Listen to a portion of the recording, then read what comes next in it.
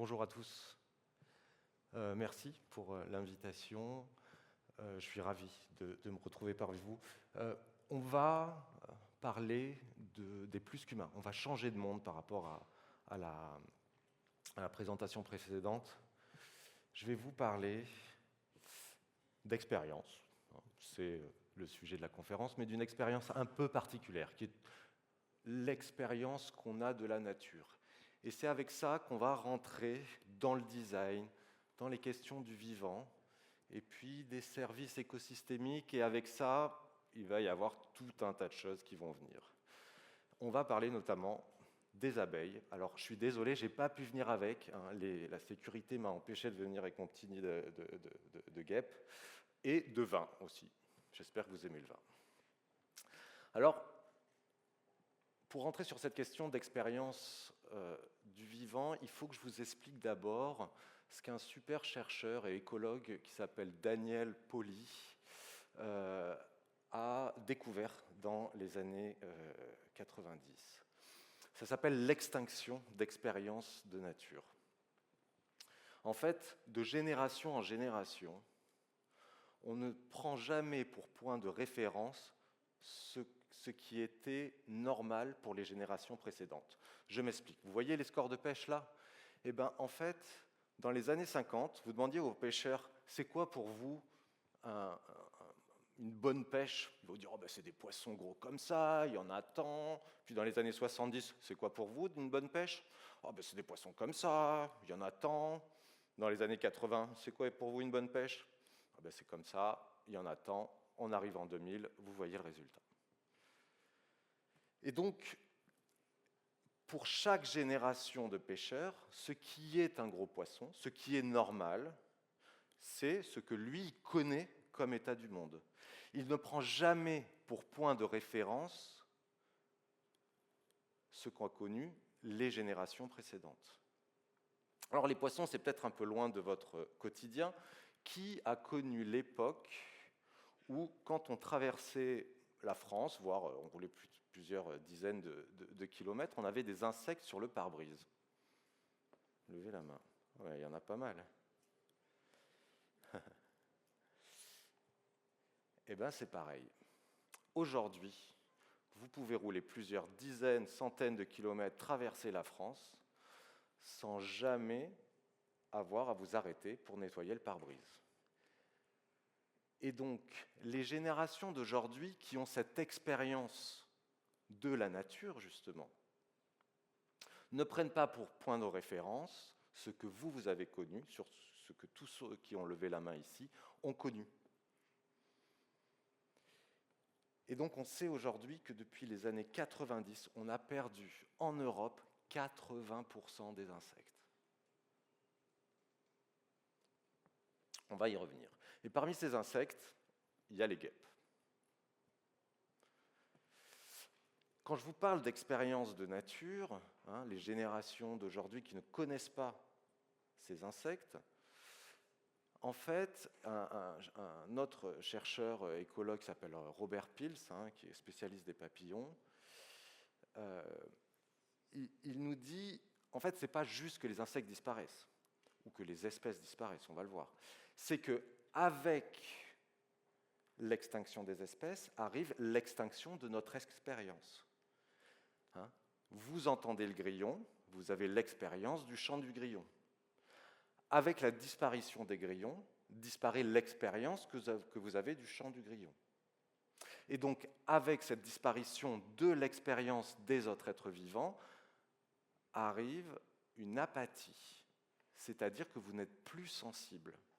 Avec la disparition de cette sensibilité, vous n'êtes plus enclin, probablement, à protéger d'autres êtres vivants. Si vous perdez l'expérience du chant du grillon, vous serez moins enclin à protéger les grillons. C'est ça que nous explique Robert Pilz. On rentre aujourd'hui dans ce qu'on appelle la 6e extinction de masse des espèces. Et cette fois-ci, par rapport à la précédente que vous connaissez, qui est l'extinction des dinosaures, c'est nous, la météorite. Le WWF, je vous ai pris des rapports très récents, qui sont tous de juillet à décembre dernier, 2024. Ce qu'explique le WWF, c'est que depuis les années 50, on a perdu 73% des animaux sauvages, des vertébrés. En 2 ans, depuis le dernier rapport de 2022, on a perdu 4% de la nature. La biodiversité s'effondre partout sur Terre et à grande vitesse. Et avec ça, en fait, c'est nos sociétés qui sont menacées. Un deuxième rapport dont on a moins entendu parler, le premier était de septembre, celui-là est de décembre dernier, nous rappelle ceci. Ce rapport appelle tous les gouvernements, entreprises, ainsi que les institutions financières à faire preuve d'une prise d'action exemplaire en implémentant des plans de transition pour la nature qui sont plausibles. L'urgence du déclin de la biodiversité, ainsi que sauvegarder nos écosystèmes qui supportent nos économies. On considère aujourd'hui que 50%, voire selon certains chiffres, ça peut être jusqu'à 55%, dépend de la biodiversité. Avant de continuer, il faut que je vous explique une petite chose. En fait, ces êtres vivants que je vous ai parlé, ces insectes dont je vous ai parlé juste après, ces poissons, ils nous rendent des services, ce qu'on appelle des services d'approvisionnement. Nourriture, eau douce, bois, mais aussi des services de régulation du climat. Plus vous avez de forêt, plus il y a de pluie. Climat, inondation, purification de l'eau. Vous ne buvez que de l'eau du bassin versant qui a été filtrée et qui arrive dans les nappes phréatiques, qui a été filtrée par des processus naturels. Et puis, où c'est que vous partez en vacances? À la montagne, à la mer. Qui vous rend ces services? La nature. Et en fait, si vous suivez la flèche que vous avez là, ça fonde quoi? Des bonnes relations sociales. Vous partez en vacances, à la montagne, à la mer, avec vos amis, avec votre famille. C'est bien parce que la nature est plutôt en bonne santé, pas trop polluée, et tout ça, que vous pouvez fonder des bonnes relations sociales. Et puis il y a aussi, dans ces services culturels, il y a aussi beaucoup de spiritualité dans le monde qui sont fondées, par exemple, sur les écosystèmes. Et tout ça nous apporte quoi? En fait, les constituants du bien-être de vos sociétés. Sécurité, santé, force, forme, cohésion sociale, on en a parlé, capacité d'entraide, et ainsi de suite. Et donc, votre liberté de choix et d'action est complètement emmêlée, enchevêtrée dans l'équilibre de la biodiversité. Là, je vous montre une publication scientifique de juillet 2024. Elle est hyper intéressante parce qu'à gauche, on continue sur les questions économiques. Là, vous avez des services écosystémiques, ceux qu'on vient de parler. À droite, pardon. Et à gauche, vous avez les banques européennes. Et entre, ce sont des fonctions d'entreprise. Le papier que vous avez dans vos carnets de notes, il faut quoi? Il faut de l'eau, et il faut de l'eau de bonne qualité plutôt.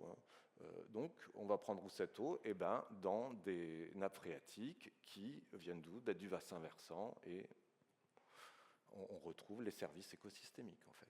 Et donc, vous avez tout un tas de fonctions d'entreprise. On est plutôt ici dans un milieu plutôt autour de l'IT, l'UX et tout ça, la microélectronique. Pour faire des composants en microélectronique, on a besoin d'une très bonne qualité d'eau.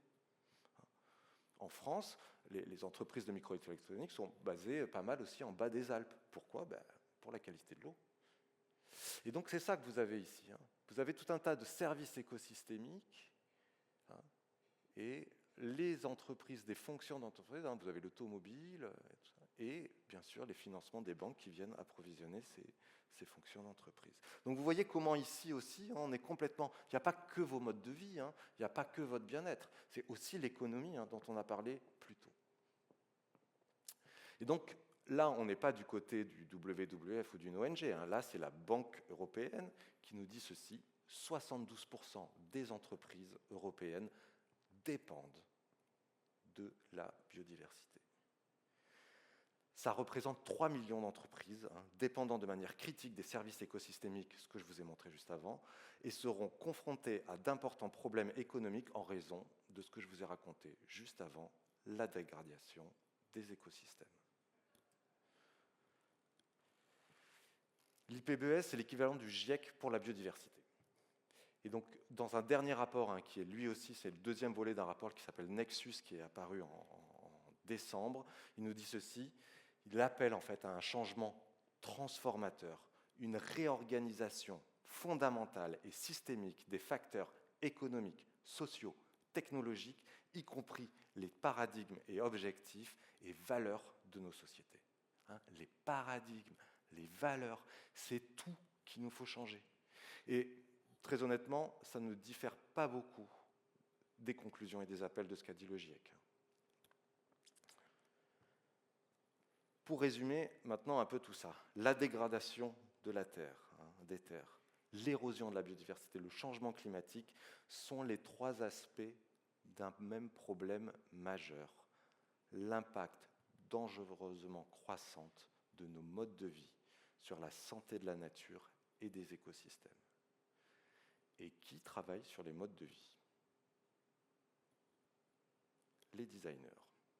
Alors, il n'y a pas que nous, on n'est pas les seuls responsables, et quand on dit mode de vie, entendez pas que toujours l'usager final, il y a bien sûr des politiques publiques qui travaillent sur les modes de vie, et tout un tas d'entreprises qui travaillent sur les modes de vie. Mais ça veut dire, même si on n'en est qu'un maillon de la chaîne ou qu'un acteur, c'est-à-dire quand même qu'on a des choses à faire sur le sujet. Ce n'est pas une question que d'écologues. Alors, ce que je suis en train de vous expliquer, c'est ce que les biologistes savent maintenant depuis un moment, notamment Lynn Margulis, qui est une grande biologiste, qui nous dit ceci, qui reconnaissent en fait que si la Terre est fertile, regorgeant de manières de vivre diversifiées, c'est à l'interdépendance qu'elle le doit, de la moindre cellule de notre corps à l'enchevêtrement dans les écosystèmes que vous avez vu juste avant, que nous appelons nature. Aucun être vivant ne peut revendiquer pour lui-même ce qui le rend capable de vivre. Vous êtes vivant parce que les tomates sont vivantes, parce que les pollinisateurs sont vivants et parce que la guêpe, dont je vous ai parlé tout à l'heure, est vivante. Pour le résumer encore une fois, nous dépendons de choses qui dépendent de nous. C'est ce que nous a dit Michel Serres dans un livre dans les années 90, merveilleux livre qui s'appelle « Le contrat naturel ». On dépend du climat, climat qui dépend de nous. On dépend de la pollution de l'air qui dépend de nous. On dépend de la biodiversité, biodiversité qui dépend de nous. On est pris dans des systèmes d'emmêlement, d'entremêlement avec les autres êtres vivants. Alors, cette crise, en fait, c'est ce qu'un philosophe qui s'appelle Baptiste Morisot décrit comme c'est notre manière d'habiter qui est en crise, et notamment par son aveuglement constitutif au fait qu'habiter, c'est toujours cohabiter parmi d'autres formes de vie. Parce que l'habitat d'un vivant n'est que le tissage des autres êtres vivants. La crise de notre manière d'habiter revient à refuser aux autres le statut d'habitant. Quand on met de l'éclairage public, vous avez tous vu des insectes tourner autour de l'éclairage public, on refuse aux insectes le statut d'habitant. Vous comprenez mieux maintenant pourquoi j'ai créé Zoépolis. Donc Zoépolis, c'est quoi? C'est une association qui fait de la recherche, en fait, et qui crée des communs. Et avec ces communs, on a une communauté de designers qui compte aujourd'hui plus de 110 personnes, qui travaillent ensemble, coopèrent, et pour faire de la recherche, et pour commencer à développer des activités autour de cette question-là. Alors, avant de poursuivre, je vous propose une petite expérience de pensée. On va faire ensemble un tractopelle ou un bulldozer. Et on va faire tout ce qu'on fait aujourd'hui. Il va être biodégradable, complètement biodégradable, éco-conçu. Il va marcher au panneau solaire. On va le faire low-tech, bio-inspiré. On va s'inspirer des autres êtres vivants pour faire ce tractopelle. On va le fabriquer entièrement en France. Et il va être commerce équitable, tout le monde sera bien rémunéré dans l'entreprise. Voilà. Et avec lui, je peux continuer à artificialiser le monde et à détruire les forêts. Et donc c'est ça qui nous manque dans l'activité du design, c'est qu'il nous faut faire la différence entre la fin et les moyens. La question, c'est comment on veut vivre avec les forêts. La réponse est peut-être pas tractopelle.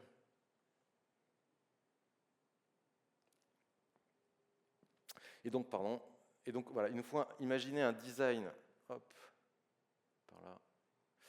Il nous faut imaginer un design, qui recherche, qui se développe avec les autres êtres vivants, et pourquoi pas pour eux. Et c'est ce qu'on va voir à partir de maintenant. Tout d'abord, là, je vous montre ce que moi j'ai appris à l'école. Peut-être ce que vous pratiquez encore aujourd'hui. On est centré usager, il y a des enjeux sociologiques, techniques, entendez au sens de savoir, connaissance, savoir-faire aussi, pas encore matériel, on va dire, et puis voilà, des enjeux politiques, professionnels, sociaux, et puis autour, il y a une technosphère, des objets techniques, pourquoi pas un peu des parcs et jardins et tout ça, et puis tout un tas d'objets, bien sûr, et puis des ondes Wi-Fi et je sais pas quoi, 5G et tout ça. Et c'est là-dedans, en fait, c'est dans cette cosmologie-là que je me projette. Donc, vous comprenez bien qu'il nous faut rajouter au moins à notre cosmologie de design les autres êtres vivants, les insectes, la guêpe dont je vous ai parlé tout à l'heure, et puis tout un tas d'acteurs aussi non humains. Je ne pourrais pas le développer, on en parlera aux questions, mais qui sont en fait la biosphère elle-même, la pollution, l'eau, des choses qu'on ne considère pas spécialement comme vivantes, mais qui en fait agissent quand même sur l'organisation de nos sociétés. Vous vous rappelez tout à l'heure le papier qui dépend de l'eau du bassin versant, de la nappe phréatique. C'est tout ça, ce sont des acteurs qui régissent aussi notre activité, notre économie, l'équilibre de nos sociétés. Et donc, l'idée de mes recherches et de Zoépolis, c'est d'avoir structuré 5 axes de recherche. Les 3 premiers, considérez-les comme, en fait, on va changer de centre, c'est ce que vous allez voir, et les 2 autres, ils sont plutôt structurants. Et vous verrez que l'axe sur la médiation du vivant touche particulièrement à la question de l'UX, ou en tout cas des médias que vous savez manipuler. Alors le premier, on reste centré humain, et puis on va élargir notre cosmologie et utiliser les non-humains, les autres êtres vivants, la biodiversité, au service des humains. Alors ça porte un nom, ça s'appelle le design biophile. En fait, il y a pas mal aujourd'hui de lieux qui peuvent être faits, là où on va utiliser la biodiversité pour nous faire du bien, et biologiquement et psychologiquement. Aujourd'hui, c'est largement prouvé. 5-6 minutes de chant d'oiseaux, et vous vous sentez mieux. On sait aujourd'hui que les chants d'oiseaux rendent plus heureux que l'argent. Et donc, on va utiliser cette biodiversité pour redesigner nos intérieurs, mais aussi nos villes. Il y a des villes aujourd'hui, il y a des recherches, ce qu'on appelle les biophilic cities, qui est d'introduire ces services écosystémiques au service de notre bien-être psychologique, biologique. Je vous donne un petit conseil. Vous trouverez des publications là-dessus, ça s'appelle 3-30-300, 3 arbres en bas de chez vous, 30% de couverture végétale et être à 300 mètres d'un parc. Tout va mieux. Vous allez moins chez le psy et vous vous sentez mieux biologiquement, votre santé va beaucoup mieux.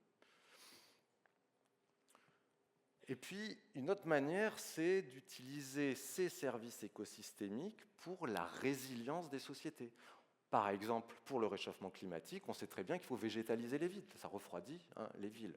Et ça, c'est ce qu'on appelle des solutions fondées sur la nature. Et donc là aussi, vous voyez qu'on utilise la capacité d'agir de la biodiversité pour venir assurer la stabilité de nos organisations sociales, de nos sociétés. Le deuxième axe de recherche, c'est de se désanthropocentrer. Et si au lieu de dessiner pour les humains, au lieu de mettre l'humain toujours au centre, on dessinait pour la biodiversité? Ça existe un peu. En bas à droite, hein. Vous avez peut-être entendu parler qu'il y a un nouveau Bauhaus européen. C'est le concours, ça vient d'être gagné par un concours du nouveau Bauhaus européen. On fait des récifs de corail artificiels, notamment aussi des nurseries sous-marines, hein, des pouponnières à poissons, entendez, là où la biodiversité sous-marine va pouvoir se cacher, se réfugier, des algues vont pouvoir venir s'accrocher et tout ça. Et vous voyez qu'on utilise tout à fait des technologies d'impression 3D, comme on sait très bien le faire en design. Et l'idée, c'est quoi? C'est donner le gîte et le couvert. Si je vous invite chez moi à manger et pas à dormir, vous n'allez pas rester longtemps. Et si je vous invite à dormir et pas à manger, c'est pareil, vous n'allez pas rester longtemps. Et donc, c'est ça qu'il nous faut construire en tant que designer. Et c'est ça qu'on fait dans Zoepolis, on construit des méthodologies, aujourd'hui on a des formations là-dessus, là où on construit une expérience non humaine d'une autre espèce, par rapport à son espace, par rapport à sa manière d'habiter, par rapport à sa manière de vivre. Et à partir de là, on va dégager des choses préhensibles pour nous, designers, pour dessiner le monde à partir de ses besoins à elle. Il ne s'agit pas de redesigner une réserve protégée, non. Il s'agit de redesigner les mondes humains, nos espaces artificialisés, au prisme de la perspective d'une autre espèce, de la manière de vivre d'une autre espèce. La deuxième manière de voir le problème, c'est de penser en termes de relations. Il y a un poète et écrivain qui s'appelle François Chen qui dit « Les relations entre les êtres sont aussi importantes que les êtres eux-mêmes ». Prenons un écoduc, par exemple. C'est un passage à animaux qui va passer au-dessus ou en dessous d'une route ou d'une autoroute. Si je prends l'infrastructure route, autoroute, écoduc, qu'est-ce que c'est? C'est quoi ce design, en fait? Eh bien, c'est un design qui va mêler deux perspectives de vie. Les perspectives de mobilité des humains, avec leur voiture, et les perspectives de mobilité de non-humains, les insectes, la petite guêpe dont je vous ai parlé tout à l'heure, le chevreuil, le sanglier, pour éviter des conflits d'usage du périmètre, en fait, du territoire. Et si je prends maintenant un compost de quartier, vous avez peut-être ça près de chez vous, une petite association qui gère un compost à côté de chez vous, et puis vous allez lui donner vos déchets. Eh bien, en fait, c'est quoi cette organisation sociale? Eh bien, ce que j'appelle des organisations plutôt biosociales ou biosocio-techniques. En fait, il y a vous qui êtes producteur de déchets organiques, et puis vous allez utiliser peut-être votre smartphone pour vous inscrire à cette association ou pour réserver, je ne sais pas quoi, des bacs à compost, commander des petites pochettes. Et puis l'association, elle va venir en vélo cargo, et puis elle a des dispositifs techniques pour stocker le compost. Et puis, à un moment, qui c'est qu'il y a comme acteur dans cette mécanique? Il y a des acteurs non humains, les vers de terre, la faune des sols. Et tout ça pour ensuite reamender le sol. Et donc si je prends l'ensemble, vous voyez bien que j'ai des humains, des objets techniques, des applications, pourquoi pas UX, des vers de terre, une faune des sols et des déchets organiques. Et bien là, vous avez une organisation, un design d'une organisation qui mêle des humains, des non-humains, des objets techniques. Et donc c'est ça, vous voyez bien que c'est un design relationnel entre humains et non-humains via la technique. Et donc, je n'aurai pas le temps de vous parler de tous les projets, mais vous voyez, il y a quelques petites choses qui existent aujourd'hui dans la végétalisation des bâtiments ou des projets qui peuvent être en Afrique ou au Canada pour les projets de Sarah Gunawan. Et là-dessus, on a travaillé aux assises des pollinisateurs. Et on a animé des workshops pour 200 personnes, multi-acteurs. On a animé un workshop pour 200 personnes, multi-acteurs. Donc, on était sur 4 milieux. Des milieux ruraux, urbanisés, des milieux aménagés, ponts, routes, autoroutes, infrastructures, des milieux sauvages, zones réserves protégées, et puis... Pardon, il m'en manque un, rural aménagé, infrastructure et milieu agricole. Et donc, on avait 4 salles, 50 personnes par salle, et des acteurs publics, des acteurs privés, des chercheurs, des associations, des ONG, autour des insectes pollinisateurs. Et ça a donné lieu à 28 projets organisés en 12 stratégies. Là, vous avez du coup quelques stratégies illustrées autour de l'urbanisation. Et en fait, ici, vous avez l'idée, par exemple, d'une coopérative qui serait territoriale et qui viendrait gérer, par rapport aux besoins des pollinisateurs, des plantes qui seraient adaptées à ceux des pollinisateurs. On est aujourd'hui en train d'essayer d'expérimenter, enfin, on continue le processus de recherche pour essayer de développer ce type de projet. Et donc là, on est vraiment sur du design systémique et vous retrouvez un peu l'idée du compost, c'est-à-dire ça mêle des humains, des acteurs non humains, des plantes à fleurs, mais ici, l'usager a changé. Hein. On est sur des relations entre les humains et des non-humains, des pollinisateurs. Alors là, on en vient aux axes qui sont transversaux et donc structurants par rapport aux 3 premiers que je vous ai décrits. Celui-là, c'est celui qui va peut-être le plus vous parler. Vous savez peut-être que le design a une forte capacité à rendre visible l'invisible. Vous connaissez peut-être les climate strips pour le réchauffement climatique. Là, vous voyez les biodiversity strips, les franges qui nous montrent la quantité, de la diversité, de la biodiversité, ou encore pour les mers, avec celui d'en bas. Si vous avez une fuite d'eau à la maison, ça fait plic-ploc, vous pouvez la toucher, la sentir. Si vous avez une fuite de gaz, on a teinté le gaz d'une odeur pour qu'il soit accessible à vos sens. Mais quand vous aviez une fuite d'énergie, comment on le savait ? On ne le savait pas. Quand vous aviez un appareil qui consommait, on ne le savait pas, ce n'est pas accessible à vos sens. Et il y a des designers qui ont travaillé là-dessus, notamment des designers chez EDF. Et donc, l'idée, c'est de vous traduire une consommation d'énergie qui est inaccessible, une perte d'énergie qui est inaccessible à vos sens. Mais en fait, ce travail de traduction, il y a pas mal de designers qui bossent pour les muséums d'histoire naturelle. Et donc, il y a bien des objets, des espaces, du graphisme, des interfaces qui vous parlent des mondes non humains quand vous êtes au muséum d'histoire naturelle. C'est bien des designers qui font ça. Mais ça existe dans une niche, que au musée. Ça n'existe pas à l'arrêt de bus, ça n'existe pas dans votre quotidien. Et donc il nous faut sortir ces savoirs et ces savoir-faire de designers du monde du muséum d'histoire naturelle pour rendre sensibles et compréhensibles les mondes des non-humains dans notre quotidien.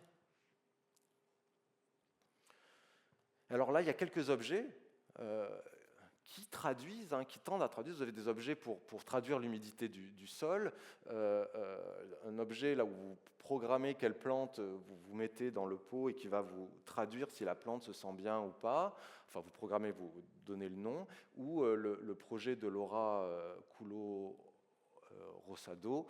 qui en fait écoutez la Terre, qui en fait récupère des datas autour de l'activité magnétique du milieu dans lequel vous êtes, et elle a fait une petite veilleuse avec ça, et en fait la petite veilleuse s'anime, et du coup ça vous traduit des ondes électromagnétiques dans lesquelles vous baignez, dans le milieu dans lequel vous êtes, en forme sensible. Vous voyez bien ce processus de traduction, de rendre visible l'invisible. Il nous faut faire ça sur la biodiversité. Avec un CNRS à Saint-Étienne et puis grâce à plusieurs financeurs, donc c'est le LBV-PAM, on travaille avec une chercheuse sur le monde des plantes. Qu'est-ce que ça veut dire être plante ? Et là-dessus, en fait, on sait que les plantes, par exemple, elles captent tout un tas d'informations, elles émettent de l'information.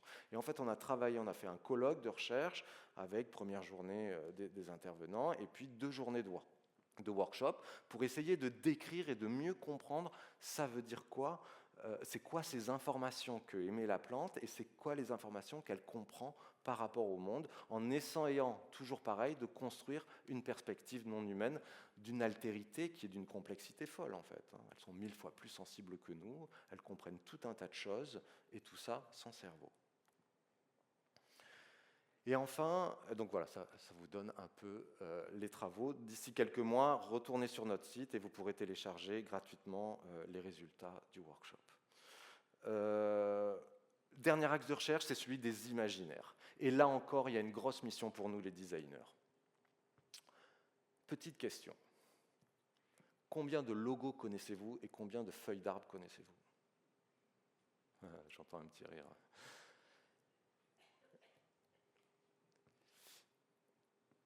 Il y a une publication du Muséum d'histoire naturelle qui a regardé dans les films d'animation de Walt Disney et de Pixar le temps de nature représenté et le nombre d'espèces représentées. Blanche-Neige, 1937, c'est 22 espèces. Pinocchio, 26 espèces.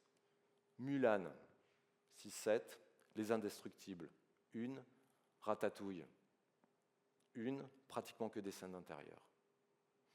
Et donc il y a une disparition, vous voyez, dans les récits, dans les fictions de la nature, de la biodiversité dont on a parlé jusqu'à maintenant, mais on retrouve les mêmes biais et les mêmes problèmes dans les livres pour enfants.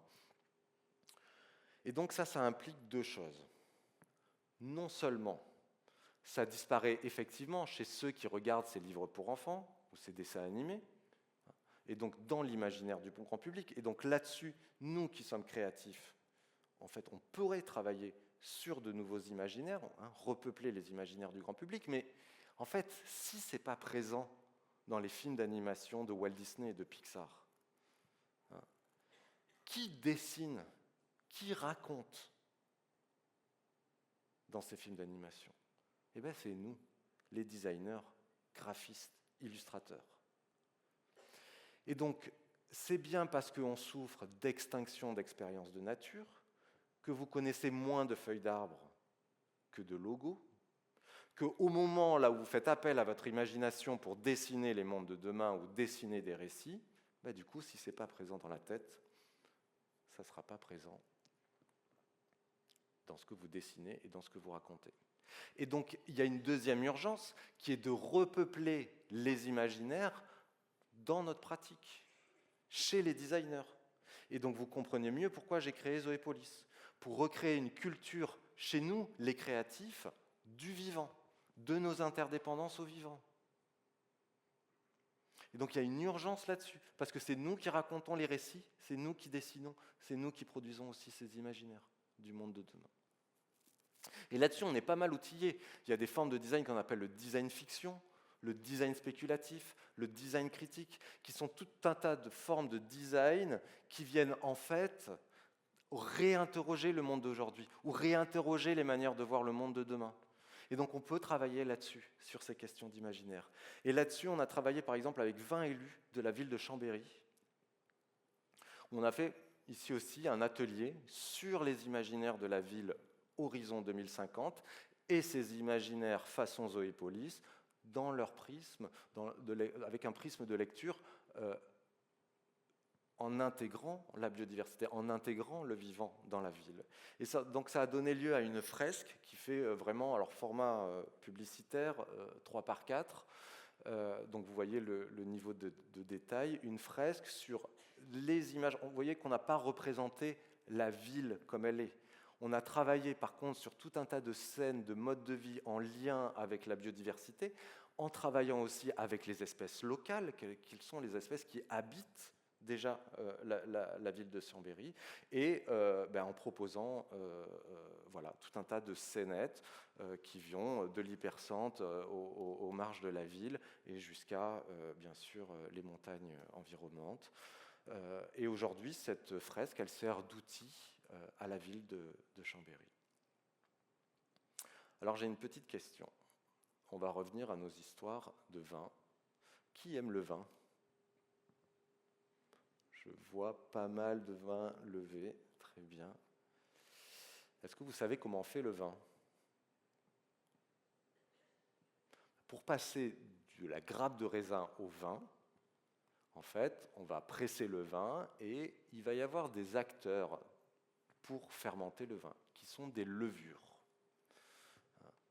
Et donc les levures, elles participent à la vinification du vin et à la fermentation du vin. Donc vous voyez son petit nom à notre levure. Eh bien, figurez-vous qu'il n'y a pas longtemps, Qui aime les guêpes? J'ai une main levée. 2, 3, 4, 5, 6, 7, 8, c'est bien. Moi, je suis comme vous. 8, 9. Donc, vous voyez, grosse différence. Hein. Eh bien, pendant que notre levure qui participe à la fermentation du vin, elle n'est pas dans le raisin. Elle est où? Où c'est qu'elle passe l'hiver? Dans le tube digestif des guêpes. Et pendant l'hiver, les levures sont des organismes vivants, ils se reproduisent, ils s'adaptent, ils se diversifient, et donc ils deviennent plus résilients pour l'année d'après. Et donc, sans les guêpes, on n'a pas de résilience de vin. Et donc ça doit nous interroger.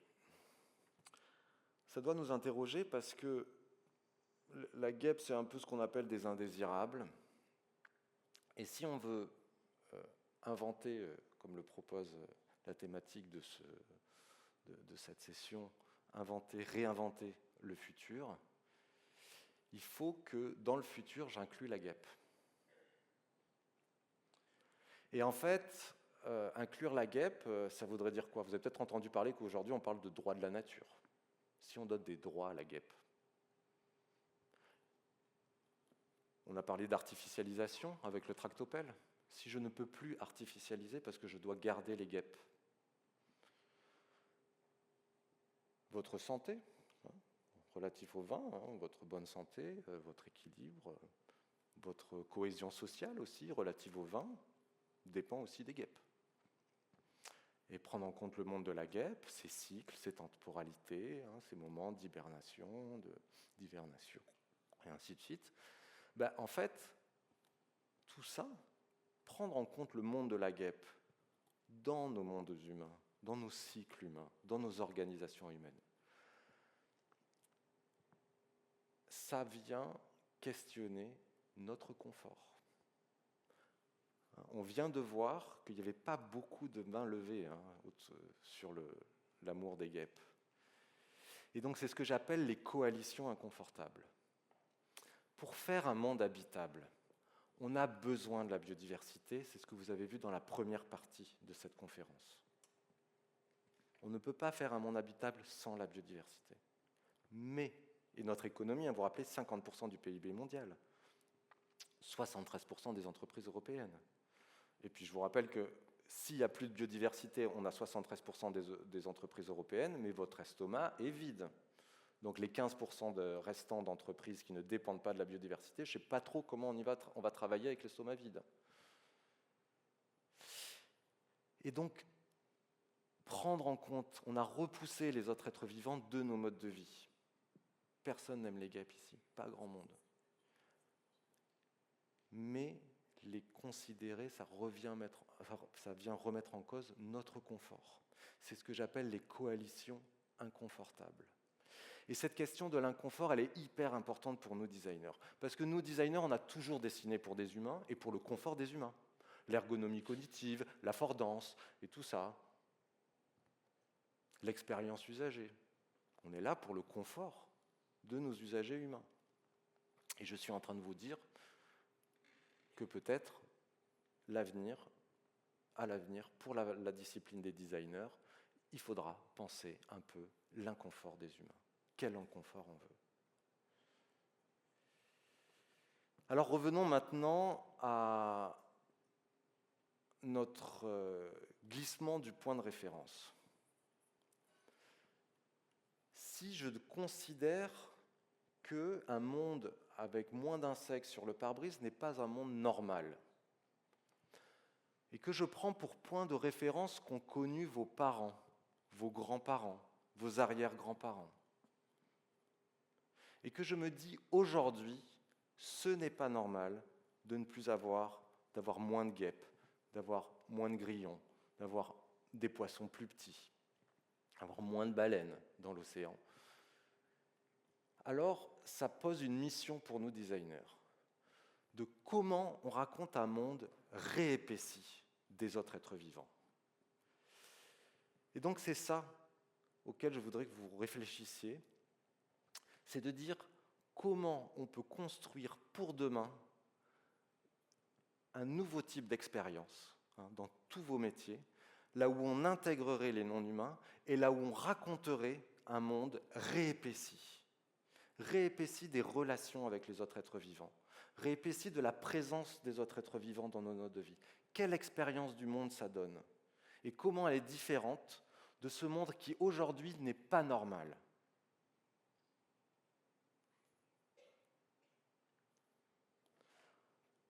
On va terminer sur cette phrase de Arturo Escobar dans un livre vraiment que je vous recommande qui s'appelle Design des forts de Pluriverse, qui nous dit ceci: les territoires de la Terre, y compris les villes, sont les lieux où nous, humains et non-humains, continuons à tisser la vie ensemble. Le design peut donc devenir une invitation ouverte pour nous tous à devenir tisseurs conscients et efficaces du maillage de la vie. Designer, c'est tricoter. C'est tisser les fils de l'habitabilité avec et pour les autres êtres vivants. Merci.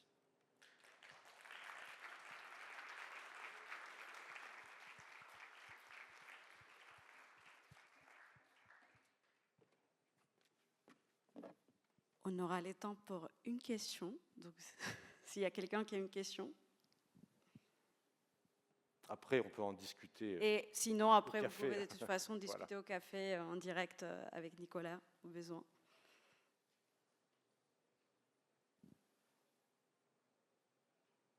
Il y en a une là. Bonjour, je prends la parole même si je n'ai pas de questions ou de critiques, mais juste pour dire merci.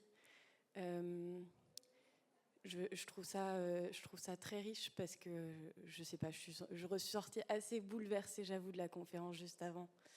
Et merci du coup de replacer le débat, je pense, où il doit être, de savoir pourquoi on fait les choses et est-ce qu'on veut vraiment ce futur qui nous est présenté aujourd'hui et comment on repense les choses différemment et on change le prisme d'analyse et de critique. Voilà. Donc merci pour le partage. Merci.